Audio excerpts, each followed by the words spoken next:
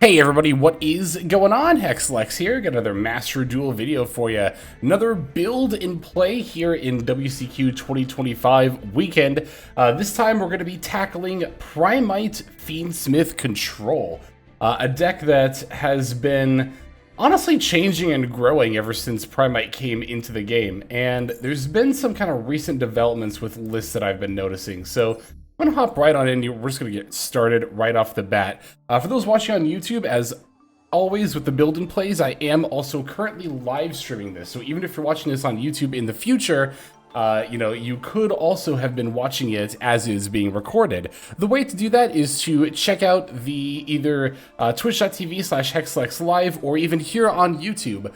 Make sure to subscribe to get notifications of when I go live. I typically do it on the weekends. I don't usually have set schedules, but I do it at least once or twice a week. So anyway, we're just going to go ahead and get right on into this. So we're going to start with Primite stuff. We're definitely going to want 3 Lordly Load, 3 Ether Barrel. I'm going to start with 1 Drill Beam and 1... Actually, I'll start with 2 Roar. But numbers on these could change. Could go up to 3, could go down to 1 on the Roar.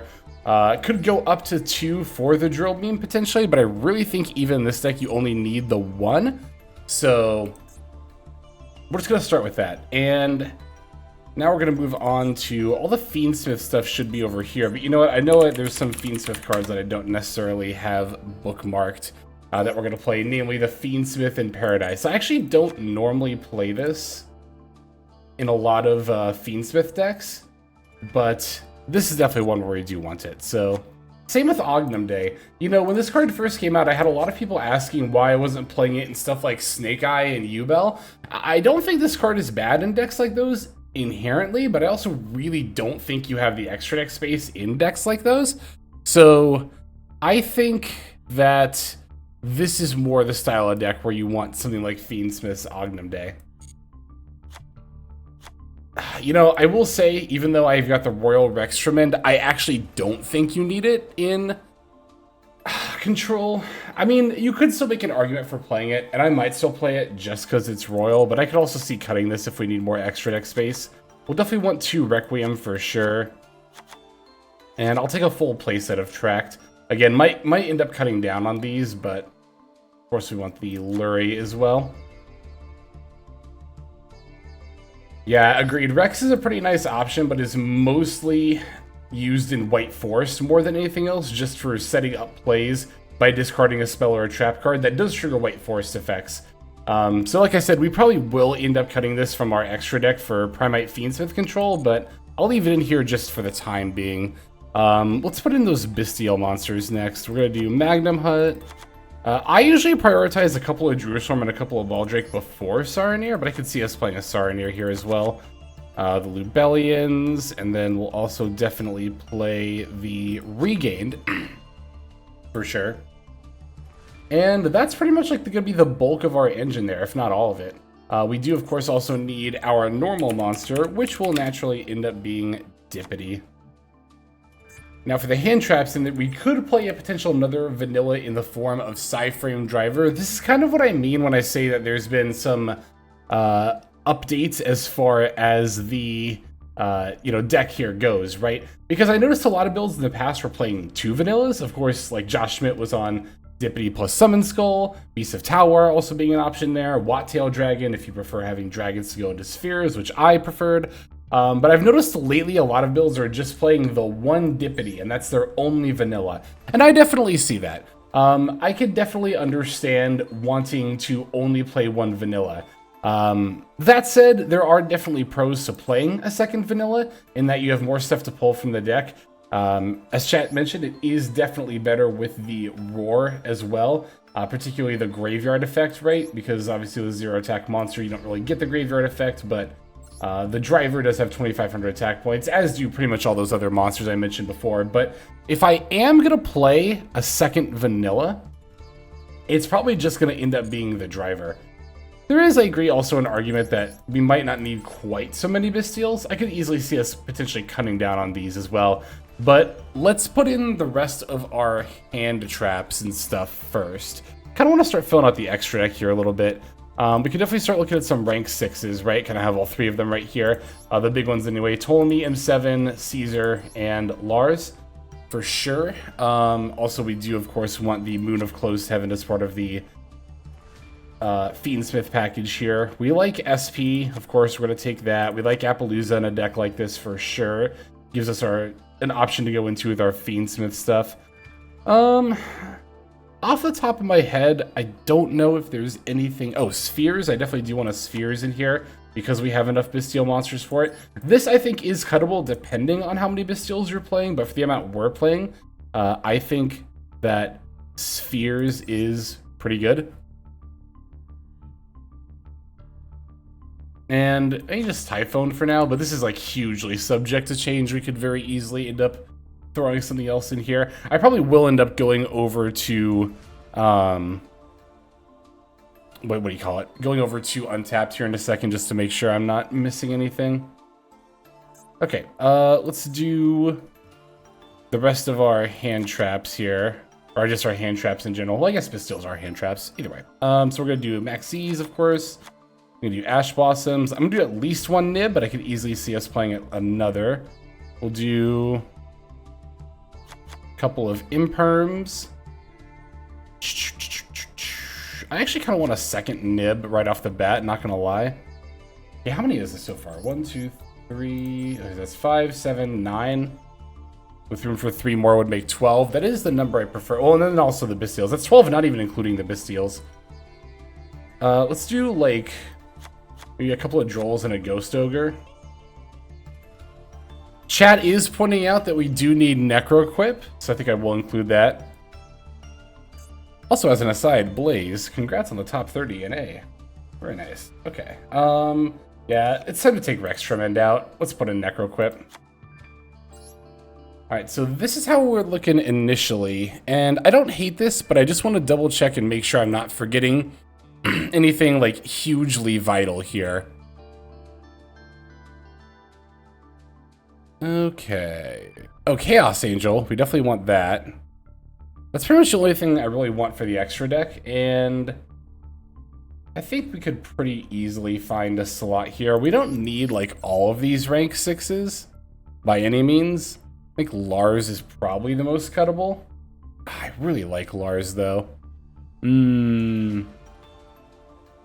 Lars, I will say, it's kind of win more. Like, it usually comes up on turn 1 if you have a really good turn 1, but you don't need to have that good of a turn 1 to win with this deck. It's kind of one of the strengths of it, is that it's kind of like as good going first or second. Lars, I think, is probably the most cuttable card here. Yeah, I think it is. I think Chaos Angel is definitely going to be better. As for the main deck, yeah, we're mostly looking pretty good here. Looks like most builds make room for a couple of Valors, which definitely makes sense to prioritize Valor because of the fact that we're playing Bestials. I kind of don't think we need as many Bestials as we're playing. Why am I playing Saronir? Let's cut Saronir, and then I'll play a second Valor. Okay, so this is 1, 2, 3, 4, 5, 6, 7, 8, 9, 10, 11, 12, 13 hand traps, not including Bestials, which I like. This is solid. I'm just looking over it and seeing if there's anything else that I want to change. We could go down to 2 Lubellion, I agree. And that'll give us room for even like another hand trap. Or we could play triple tack. Let's play triple tack. I like triple tack. Yes, there we are. Alright. We'll do Bestial, Primite, Fiend, Smith. Beautiful. Yeah, it's a pretty quick build section. Usually when I record these build and play videos, the build part tends to go on at least a little bit longer. Usually because I explain interactions, but I mean, this really is engines and hand traps the deck. Even if you're not familiar with like this build specifically, you've probably encountered this style of deck. And even if you've never encountered this deck before, one look at it and I'm pretty sure you can figure out how this plays. One thing I am actually slightly thinking about as we're going into the games here is taking out one of these drawers. Maybe just throwing in like another hand trap or something. Yeah, I like that. I think for only one vanilla, we only need the one roar. If I was playing driver, I'd play the second. Let's see. Let's go here. It doesn't really matter what deck box we use. I mean, especially because we're going into the second stage, our accessories like actually super don't matter at all. But that's not to say I'll never play this deck outside of the event. Okay. Let's see. Wait, actually, it's more like Bestial, Primite, Fiends. There we go. All right, let's do this.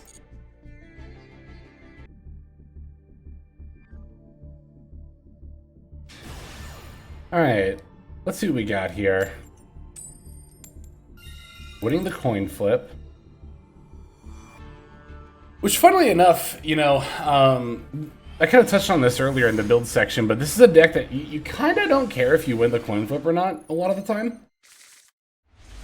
I mean, it's, well, okay, we have Lord Reload. I was going to say especially the hand like this, but we do have some action.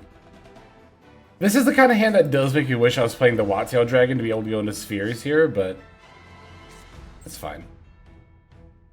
Alright, now they got past priority not just during our draw phase, but also standby, so I have to imagine they're going to toss out a Max C here.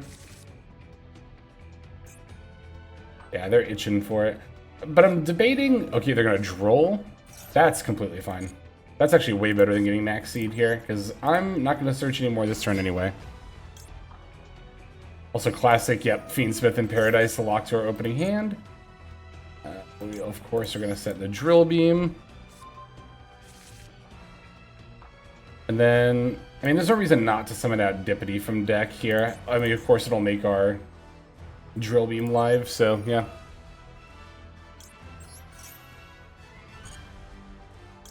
Special summon. Does this do anything while set? Target a level 7 or higher Fiendsmith, like, oh, send all other cards out in the graveyard that are not that monster. I mean, I guess there's no reason not to set this, right?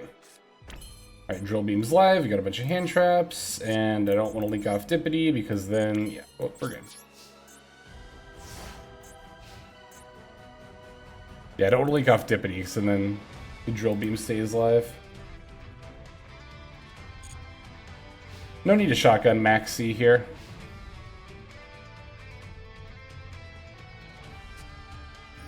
Toy box. Okay. I mean, yeah, that's fine. I'm trying to debate if I'm going to Drill Beam this when they activate it. I'm only really considering it because I have so many good hand traps in my hand. It doesn't feel necessary. No, this is fine. We'll let them resolve. Toy box makes me first think of White Forest. I guess it could be... I mean, there are a couple other decks that use the Toy Box engine. Some, like, Forest / Naturia variants make use of it sometimes, I think. I don't know. Anyway, but I'm mainly thinking White Forest. And sure enough, there it is. Okay, so... LZ. Would I rather Maxi or Ash? I'm going to Ash this, and this is really good hand trap bait. And then if they, like, call by or cross out this, then I will go for the Maxi. Okay. Yeah, this is fine. They sent the Toy Soldier, which will get special summoned, but it's not going to be able... Oh, no, it will add a level 4 light monster here. Alright, so we're going to Maxi.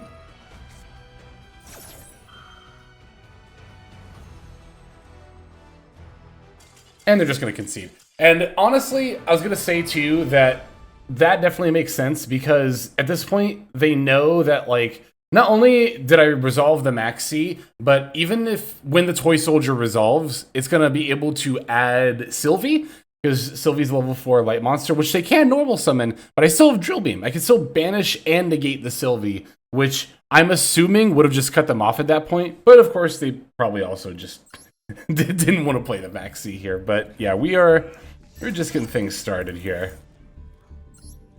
Let's go into the next game.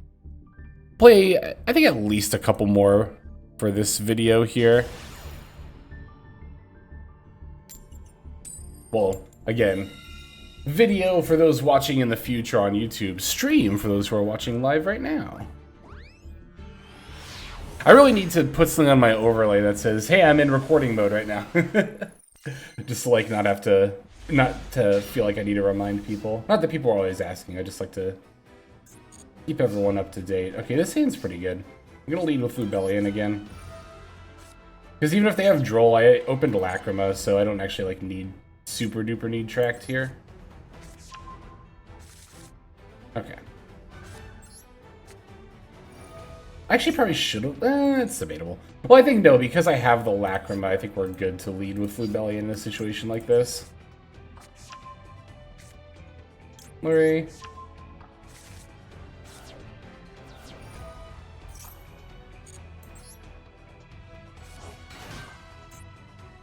Okay, so they've got Valor or Imperm because they didn't get past. I guess it could be a Bestial monster as well, because they didn't get past priority until I had a monster on the field. 40 card deck, so it really could be anything.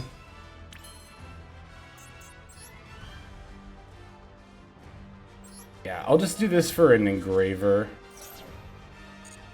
Yeah, and see, notice how they don't get past priority once the Requiem resolves and there's nothing on my field.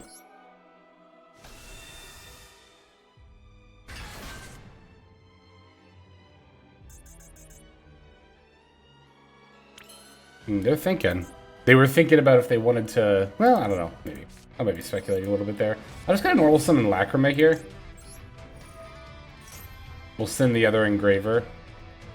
This is really nice, too, because this plays around Abystial, if that's what they have. Because now I don't actually need the Engraver to start, like, going into stuff. Off my Fiendsmith engine. This is actually the kind of hand where Lars would have been good. But again, Lars is really only good in these going first win more hands. There's like actually an argument to dump Fiendsmith in Paradise here. Instead of the other Engraver. No, I'll just dump the other Engraver. Alright, yeah, from here I'm just gonna go into the Requiem.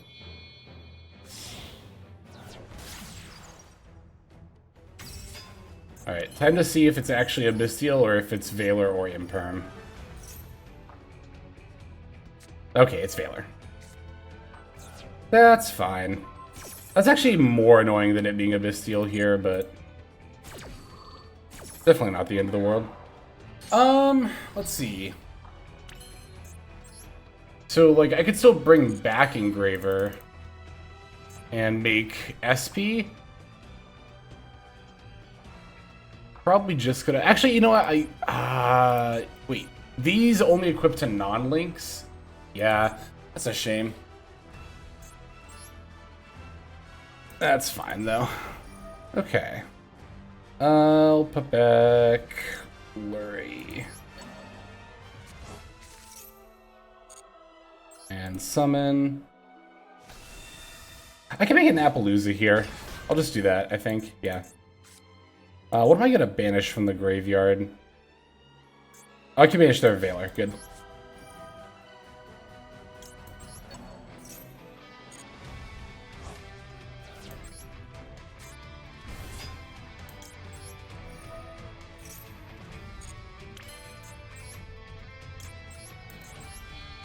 You know, actually, hang on. I could still... I forgot about Track's graveyard effect.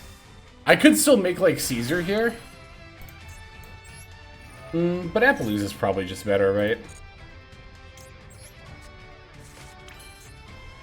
Let me think for a moment.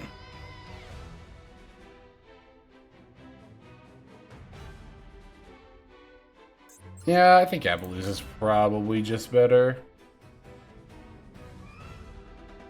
Yeah, we'll just do that.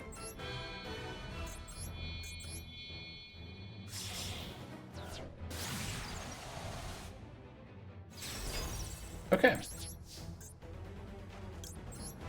I'll take Baldrake here. I actually think that's better than Druid Swarm in this situation. Because if they summon, I can go Regain, Revive Magnum Hunt, and then I can summon Baldrake during their turn, and then I have an out. We'll do this during draw phase too, for sure. Now this, hang on. No, I want to put back Requiem, or Sequence, right? Because then... This summons... Okay, you can target one Fiendsmith Link monster in your graveyard, shuffle this card into the deck, and special summon that monster. Okay, I forgot how this card worked for a second. I don't know why I always do with Lacrima. And then during the main phase, we Requiem for Lacrima, dump Paradise. It's Tenpai! That's scary. Okay, so I'm not gonna use this optional effect. No, because I want to Appaloosa and negate you. Chaining Ghost Ogre. Well, that's unfortunate. Can I do anything about that? Not really. Let's do this.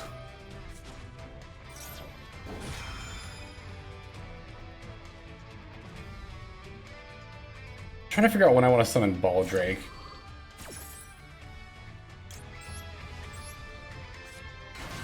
I should probably summon it now, honestly. Because I can banish their Ghost Ogre.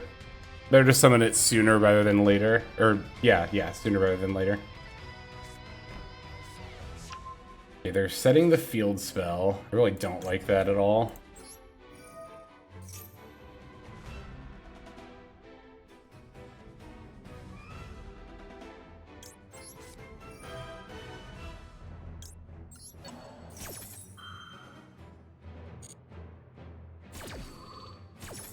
Okay, so yep, there goes their Ghost Ogre. Here's Baldrake. You dump Fiendsmith in Paradise. And then we get to draw a card. That's pretty good here. Oh my god, we could draw our own Ghost Ogre. That would go hard right now and pop their field spell when it activates. Yo! Wait! That's crazy! We actually peeled the best card! Holy! Holy!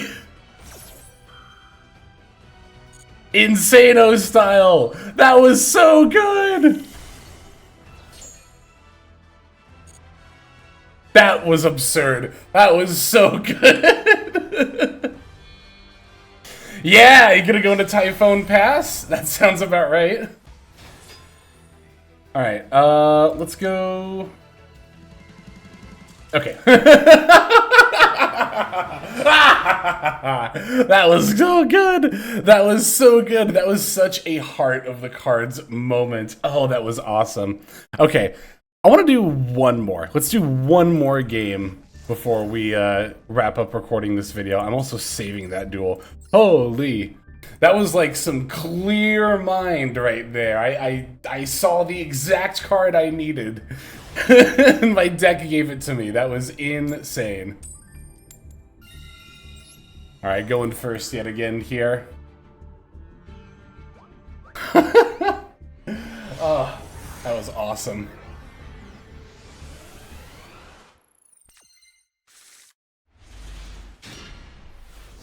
Alright. Fiendsmith in Paradise in hand yet again.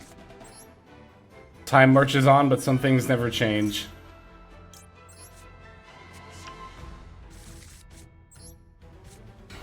Alright, let's just get Drill Beam.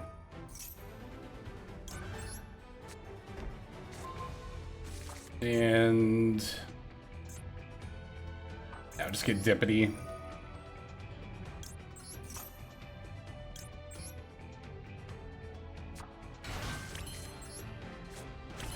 And we'll pass. Yeah, Paradise in hand can be very tilting. I definitely don't doubt that, or disagree with that, rather. I mean, I don't need to doubt it. I know it. I've lived it a couple of games already now, but obviously card is still worth playing in a deck like this. But this is, I mean, this is why I don't really play Fiendsmith in Paradise in any Fiendsmith deck aside from, you know, Primite Fiendsmith control, because I think that a lot of the time it's really just not worth it. Yeah, I just think it's pretty niche overall. Raigeki. I don't have, like, destruction protection on, do I? No? Okay. I guess this is fine. Like, well, you know what? Okay, you know what? Hang on. There is actually a reason to do this. If it's Sky Striker, then banishing this Raigeki actually makes their engage, like their Sky Striker spells in general are not live as often. And I mean, to be fair, it's like there's no reason to lose out on the bodies here, right? I mean, there is an argument for letting the Raigeki resolve and just like keeping your bodies, and look at that, it was Sky Striker.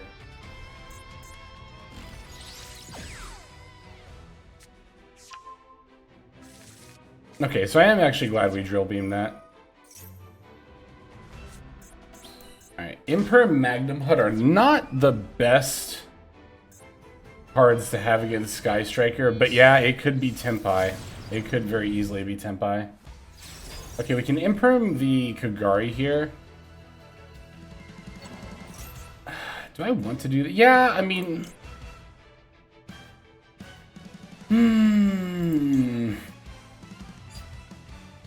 I actually kind of don't. You know what? If I think it's Tenpai, which I actually do, kind of based on how they're playing, then no, I should save this Imperm.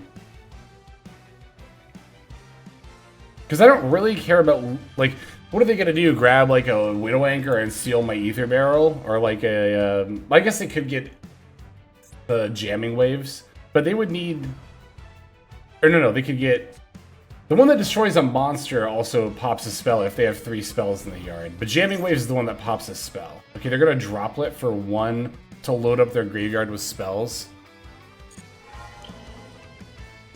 Maybe they don't have Tenpai cards, they're trying to draw them. That seems like a desperation play.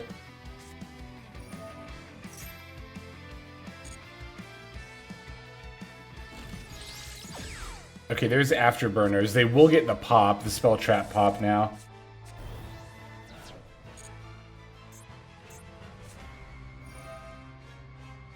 They're going to target the middle one. Or not target, but they're going to pop the middle one. No, pop this. Oh, yes, they did pop that one. Ooh. Ooh, okay, hang on. We're still cooking here.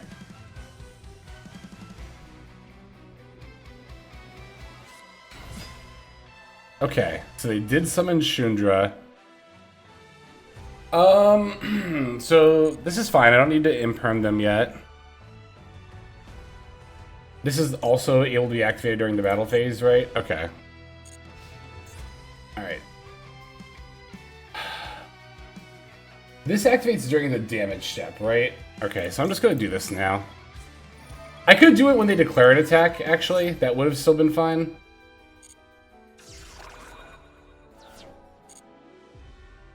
But there's not really too... They would have declared an attack with this first, so there's not, like, too much of a difference doing it this way. This gives them a little bit more heads-up information, but I don't think any that really matters. Like, if they have Sangen Kaimen for Extender, they just have it, right? Like, there's not really much I do about that. I will save myself some damage here.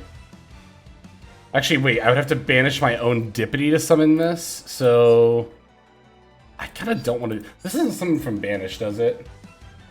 No. But maybe I'm fine banishing my own Dippity here. It's not necessary. I won't do it. I mean, what am I trying to save myself 1500 damage? Well, the thing is, do I want the end phase search? Yeah. I think this is fine. Also, that is, yeah, it's true that we won't get the barrel recursion without the Dippity in the graveyard as well. So yeah, we're fine there. Alright, now we do have to be mindful that this also activates during our turn. It's if any monster battles, so... Definitely need to keep that in mind.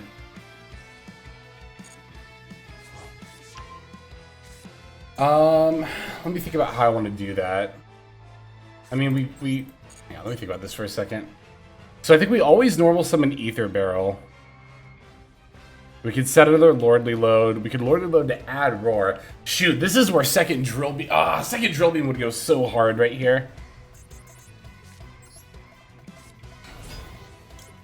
Maybe they'll activate a monster effect and I can activate triple attack and this will just be really easy for me. I would be very surprised if that ended up being the case, though.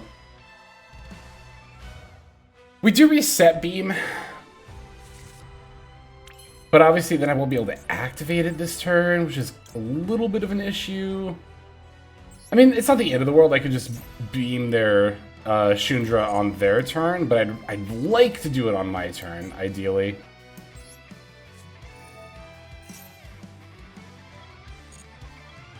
Oh wait, you know what? Hang on. Oh, this only summons from deck? Ugh, that sucks. Okay. I think we're still gonna add this, though. Yeah.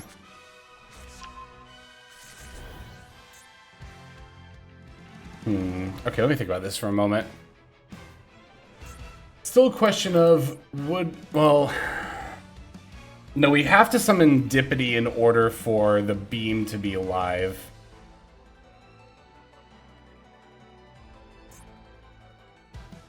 Oh, yeah, we wouldn't be able to tribute this. I thought we would be able to summon off Roar from Graveyard because we'd be able to tribute Barrel, but we don't have another normal monster to send from deck.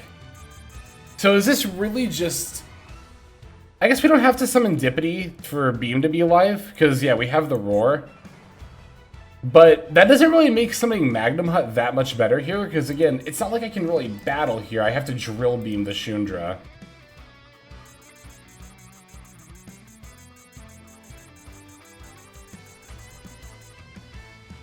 Alright, I think I'm going to pass, so I'm just going to revive Dippity first, because there's no reason not to.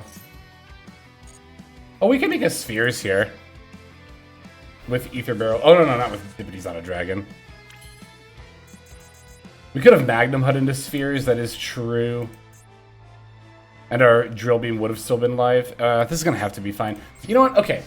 We've got Drill Beam for Shundra. We've got Ash Blossom. They didn't have any follow-up plays on their turn. Hopefully this will be enough.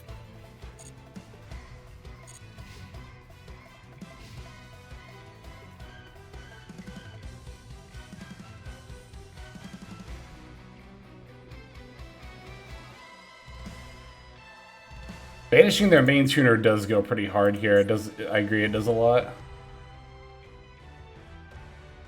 Okay, into the main phase, so we're in battle. I'm just gonna do this now. We don't have to, so I won't. I mean, they know the card in our hand, but... Super Poly! Ugh!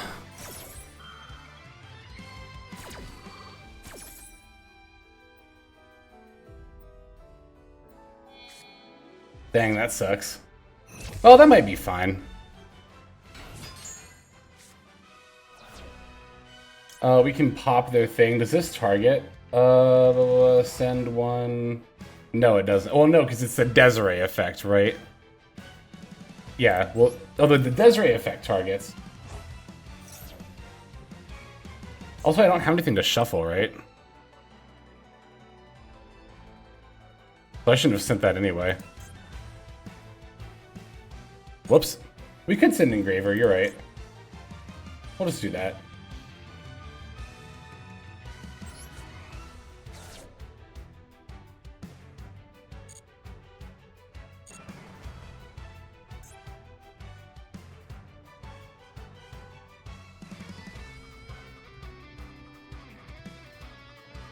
Also, yeah, I do see where he could have gone into Moon of Closed Heaven last turn with Barrel plus Magnum Hut. And gone into a Fiend's Fifth stuff. But, okay, it doesn't look like they have much follow-up anyway, so... Okay, we were able to definitely put the control in Primite Fiend's Fifth control for that game. But, yeah, alright. I think that's gonna do it for this, this YouTube video. I'll go ahead and show off our deck list one last time before I end things off here. Also, as I mentioned before, might have mentioned before, I don't know what's gonna make the final cut, actually, now that I think about it, but, want to shout out people who followed and or subbed during the recording. So thank you to Arcane Ape for the sub during the recording of the video here. And again, if you're watching this later on YouTube and you want to get in on the live stream action, then make sure that you are either subbed here on YouTube or you follow /sub over on twitch.tv/HexLexLive, because I multi-stream on both platforms. We also just got a follow from War Rex Racer, so thank you very much for that follow as well.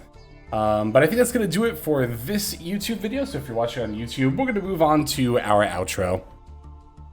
Hey everybody, Hexlex here. Thank you so very much for watching all the way to the very end of the video, which by the way is one of the best ways to support the channel. Speaking of supporting the channel, take a look at the names on screen. These are folks who have been so generous as to either join as a YouTube member or subscribe over on patreon.com/Hexlex to support. There's also perks for doing so.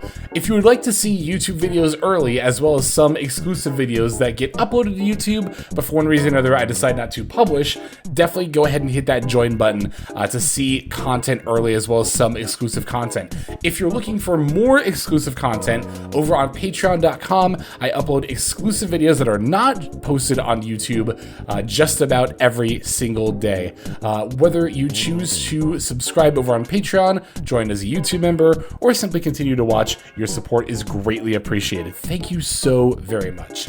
But for now, this is Hexlex. I am signing out, and I hope that you have a fantastic day.